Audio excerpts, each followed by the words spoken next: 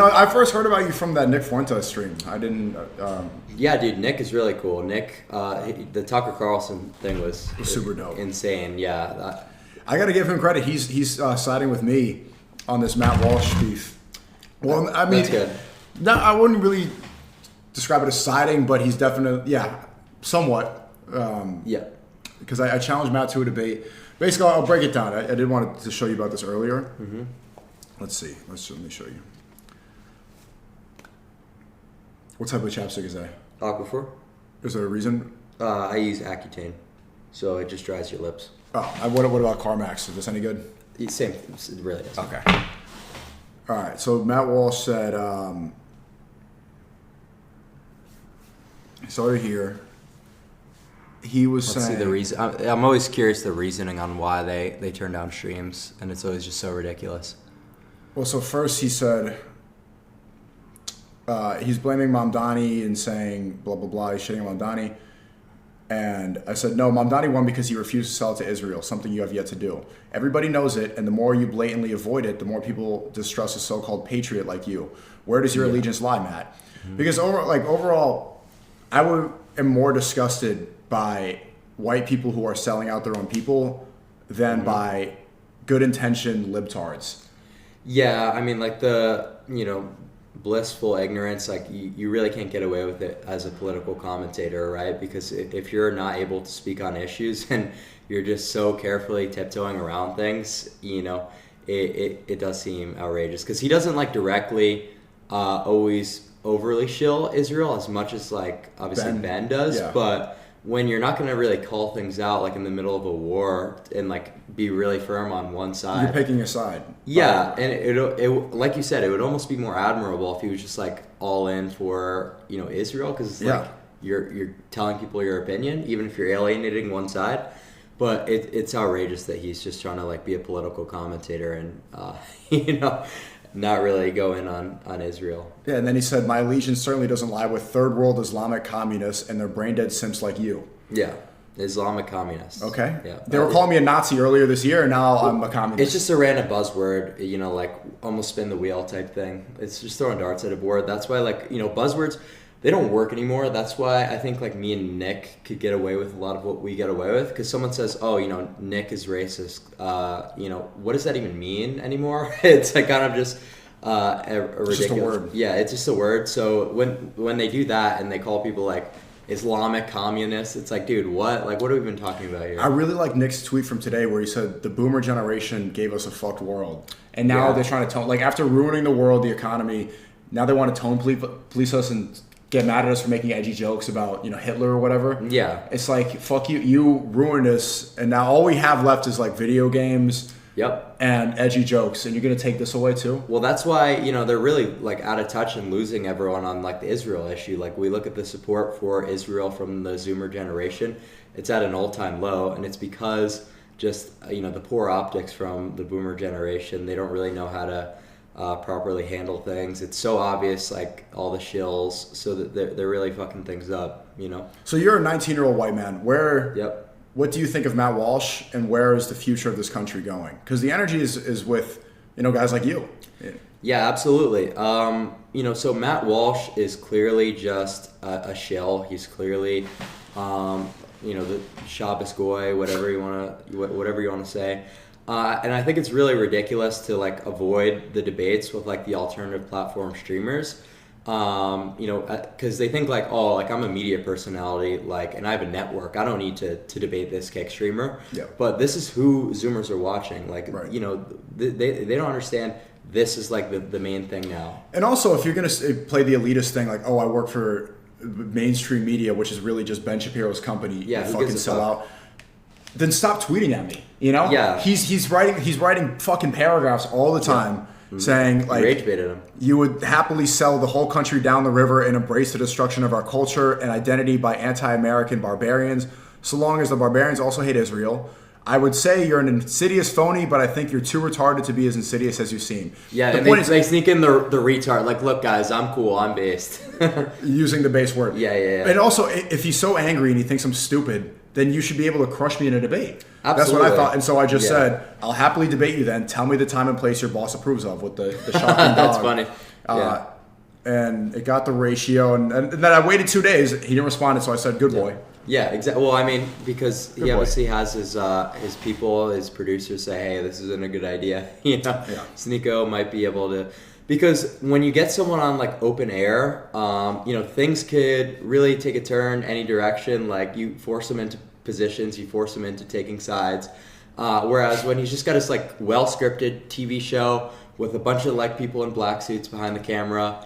Things are a little different, And the thing is, that's why they're so angry too, is that I don't have any sponsors. I have no backers. Me neither. I have no company. And all the future, everyone's going to listen to people that don't have, special interest paying for them, like who are just connected to the viewers. I have nobody in my ear telling me what to do. He does.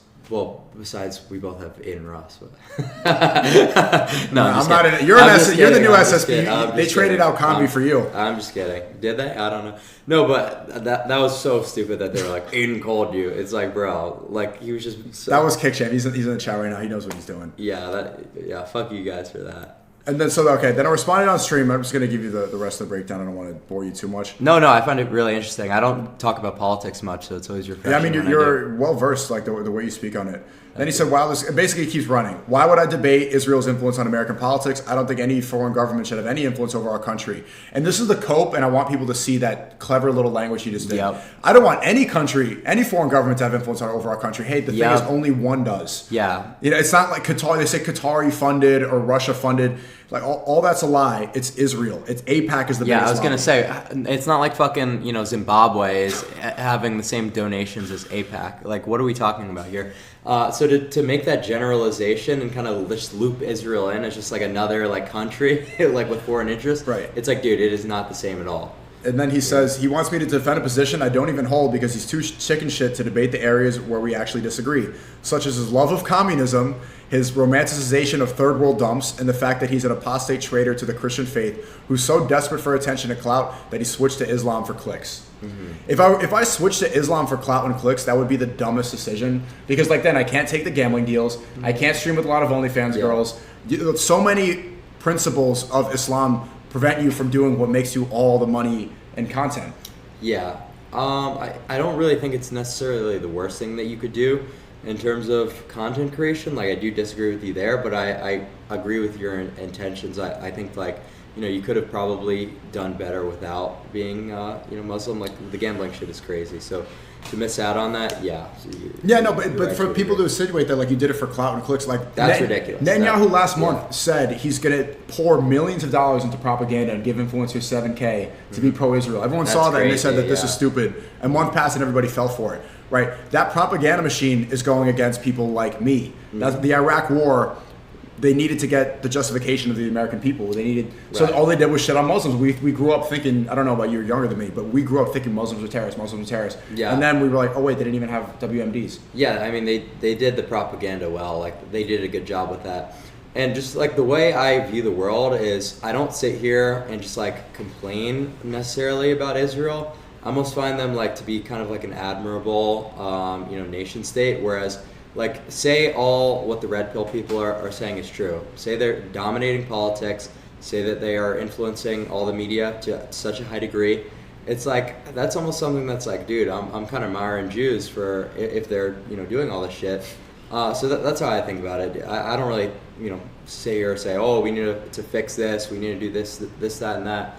Just like I want to figure out how people are this successful as a ethnicity. You don't think that world? Yeah. A lot of white people complain and bitch. I think Matt Walsh is like the biggest problem for white people.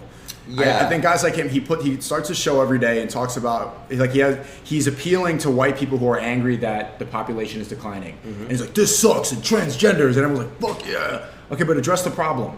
Yeah. Right? Why is this happening? And then how do you fix it? Instead of just getting there and being angry all day, I want to see somebody with the solution. Well, yeah, I mean, the whole transgender thing and like all that, like, and saying retard, he's just like saying what's like, slightly maybe pushing. What was edgy in 22? Yeah, exactly. So it's like people like Nick are paving the way for just like being able to say basically anything and still have access to like some mainstream platforms.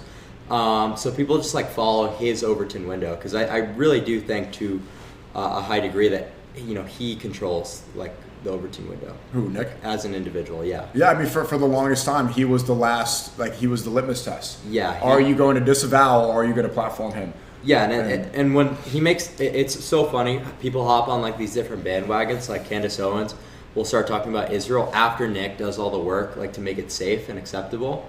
So, you know, it's super inauthentic, super disingenuous, and I don't like that they get the credit for being based and taking the position when it's like, dude, you only did it because Nick made it acceptable and allowed you to get away with it.